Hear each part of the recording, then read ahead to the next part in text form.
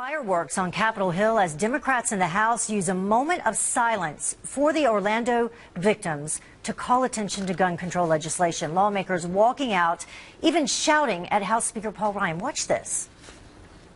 The chair asks that the House now observe a moment of silence in memory of the victims of the terrorist attack in Orlando.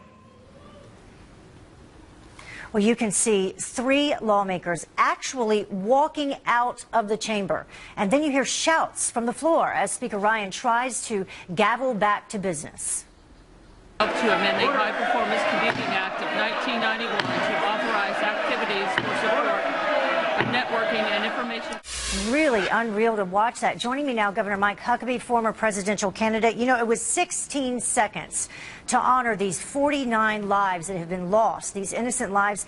5 more are still in grave condition, and they walked out. What do you think? Heather, it's embarrassing, and I would like to think that these Democrats who are acting as petulant Democrats, although I guess I repeat myself, just a few moments of silence, not for Paul Ryan, not for Republicans, not for any partisan activity, but silence for people who've been murdered by a terrorist. And I don't know why they couldn't have just paused for a moment.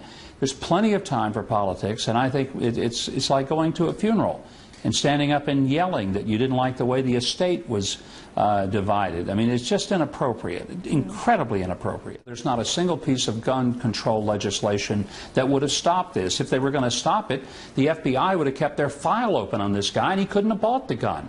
It wasn't a fault of what legislation we have. It's not keeping the files open. The FBI has purged all of their language regarding radical Islam because we don't want to offend anybody. And look, here's what we're told. Let's don't blame all the Muslims for one radical terrorist. Okay, fine. Don't blame all the gun owners because one guy who got a gun did something stupid and did something murderous. If he doesn't represent all the Muslims, then neither does he represent all the gun owners. So there's got to be some consistency with these the liberals and the Democrats in Congress who think the answer to everything is let's pass a law. Criminals and terrorists don't obey the laws we have. You can pass 1,000 laws, and if you take their guns away, they're going to use a pipe bomb. They'll use, they'll use some other type of device, a knife. They'll use whatever they can.